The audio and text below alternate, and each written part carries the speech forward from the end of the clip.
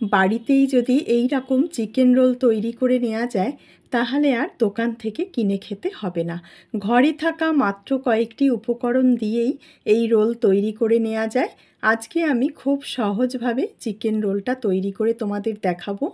আর স্বাদেও কিন্তু হবে একদমই দোকানের মতো, কোনো রকম তফাৎ হবে না। খেয়ে বোঝাই যাবে না যে এটা দোকান থেকে কেনা নয়, বাড়িতে তৈরি করা হয়েছে। নমস্কার বন্ধুরা, আমি রূপা। কিচেন নোটবুকে আরও একটি নতুন পর্বে সবাইকে স্বাগত। আমার আজকের রেসিপি চিকেন রোল। পুরো ভিডিওটা শুরু থেকে শেষ পর্যন্ত দেখো, তাহলে খুব সহজেই বাড়িতে এইভাবে চিকেন রোল বানিয়ে নিতে পারবে। প্রথমে আমি কিছুটা ময়দা নিয়েছি, আমি 4টে রোল তৈরি করব। আর তাতে দিয়ে দিলাম স্বাদ মতন নুন, আর দিলাম 3 টেবিল চামচ সাদা তেল। যে কটা রোল করবে সেই আন্দাজ মতন ময়দাটা নিয়ে নিতে হবে। ময়দার আমি কোনো রকম পরিমাপ বললাম না। এবারে অল্প অল্প জল দিয়ে ময়দাটা মেখে নেবো। আর ময়দাটা খুব শক্ত করে মাখতে হবে না, ময়দাটা একদম যেরকম আমরা রুটির আটা মাখি সেইভাবেই মেখে নিয়েছি। এখন ময়দাটা কিছুক্ষণের জন্য রেস্টে রাখবো। আর এদিকে চিকেনটা তৈরি করে নেব। কিছুটা বোনলেস চিকেন নিয়েছি, দিয়ে দিলাম হলুদ গুঁড়ো, আর দিয়ে দিলাম হাফ চামচ ধনে গুঁড়ো, হাফ চামচ জিরের গুঁড়ো, আর দিয়ে দিচ্ছি হাফ চামচ লাল লঙ্কার গুঁড়ো। এবারে দিয়ে দিলাম আদা রসুনের পেস্ট 1 চামচ, আর দিলাম স্বাদ মতন নুন। আর চিকেনগুলোকে একটু ছোট টুকরো করে কেটে নিয়েছিলাম। এবারে চিকেনটাকে মাখিয়ে 10 মিনিট রাখবো। 10 মিনিট পর কড়ায় সর্ষের তেল দিয়েছি, আর তেলটা একটু বেশি করে দিতে হবে, তাহলে চিকেনটা অনেক বেশি নরম হবে আর জুসিও হবে। চিকেনগুলো দিয়ে একটু ভেজে নেব, খুব বেশি সময় ভাজবার দরকার নেই। চিকেন অনবরত নাড়াচাড়া করে রান্না করতে হবে, চিকেন সেদ্ধ হওয়া পর্যন্ত এইভাবে রান্না করে নিলেই হবে। আর এখানে কিন্তু আমি কোনো রকম জল দিইনি। দেখো 10 মিনিট রান্না করেছি, চিকেনটা খুব ভালোভাবে সেদ্ধ হয়ে গেছে। এবারে দিয়ে দিচ্ছি ক্যাপসিকাম আর পেঁয়াজের কুচি। ক্যাপসিকামটা আমি সরু করে কেটে নিয়েছি, আর একটা বড় সাইজের ক্যাপসিকাম অর্ধেকটা দিয়েছি, আর এখানে একটা বড় সাইজের পেঁয়াজ কুচি দিয়েছি। পেঁয়াজ আর ক্যাপসিকামটা দিয়ে একটু নাড়াচাড়া করে কষিয়ে নিচ্ছি। আর পেঁয়াজ ক্যাপসিকামটা যেন একদম সেদ্ধ না হয়ে যায়, একটু শক্ত থাকবে, সেই সময় তুলে নিতে হবে। চিকেনটা কষানো হয়ে গেছে, চিকেনটা একটা প্লেটে তুলে নিলাম। আর এদিকে আমাদের ময়দার ডোটা থেকে এবার লেচি তৈরি করে নেব। এখানে আমি একটু বড় সাইজের 4টে লেচি তৈরি করে নিয়েছি। এখন লেচিগুলোকে হাতের মধ্যে এইভাবে চ্যাপ্টা করে নিতে হবে। এবারে রুটির মতন করে ময়দা দিয়ে বেলে নেব।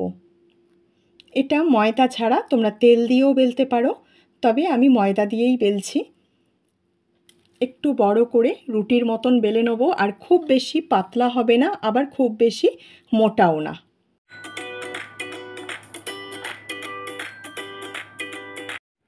এখন মিডিয়াম আঁচে একটা ননস্টিকের তাওয়া গরম করে নিয়েছি। এবার এই রুটিটাকে উল্টে পাল্টে একটু সেঁকে নেব।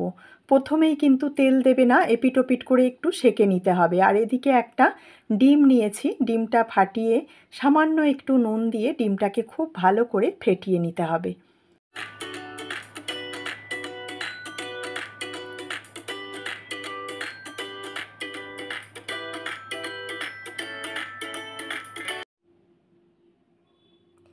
রুটিতে এবার একটু তেল দিয়ে দিচ্ছি, সাদা তেল দিয়ে এপিট ওপিট করে ভালো করে ভেজে নিতে হবে। রুটিটাকে এপিট ওপিট করে ভালো করে তেল দিয়ে ভেজে নিতে হবে। আর রুটির যে দিকটা ভালোভাবে ভাজা হয়েছে সেই দিকে ডিমের গোলাটা দিয়ে দিতে হবে, তা না হলে কিন্তু খেতে ভালো লাগবে না। রুটিটা যদি কাঁচা থাকে তাহলে কিন্তু ডিম দেওয়ার পর আর ভাজা হবে না, আর রোলটা খেতে ভালো লাগবে না। তার জন্য যে সাইডটা খুব ভালো করে ভাজা হয়ে যাবে সেই দিকে ডিমের গোলাটা দিয়ে আবারও উল্টে দিলাম, দিয়ে আবারও চারিপাশ দিয়ে তেল দিয়ে খুব ভালো করে ভেজে নিয়েছি। এই একই রকমভাবে সব কটা রোলই ভেজে নেব। আবারও তাওয়ায় দিয়ে দিলাম আরও একটা রুটি, দিয়ে এপিট ওপিট করে প্রথমে সেঁকে নিতে হবে।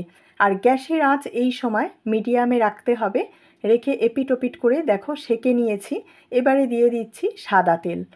চারিদিক থেকে এইভাবে সাদা তেলটা দিয়ে খুব ভালো করে উল্টে পাল্টে ভেজে নিতে হবে। আর রুটির যে সাইডটা ভালোভাবে ভাজা হয়ে গেছে সেই সাইডে দিয়ে দিতে হবে ডিমের গোলাটা।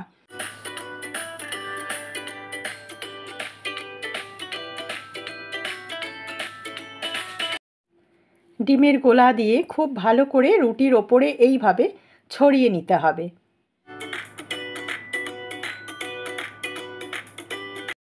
এখন উল্টে দেবো, উল্টে দিয়ে আবারও অপর পিঠটাকে খুব ভালো করে ভেজে নিতে হবে। এবারে দিয়ে দেবো চারিপাশ থেকে আরও একটু তেল, তেলটা দিয়ে খুব ভালো করে ভাজতে হবে।